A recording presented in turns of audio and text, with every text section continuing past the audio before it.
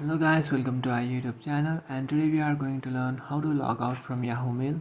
So let's get started. So if you want to log out from your Yahoo Mail account, what you can do is just open up your browser and then search for Yahoo Mail.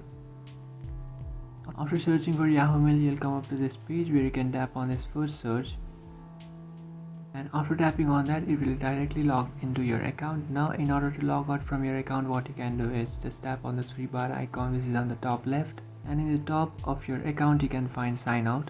Just tap on sign out and then tap on sign out again, and here you can see I successfully signed out from your account by tapping on got in. So here you can see guys, you have successfully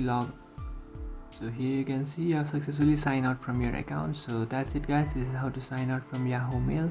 If you find this video helpful, don't forget to like and subscribe to our channel. If you have any doubts, feel free to comment below. Thanks for watching.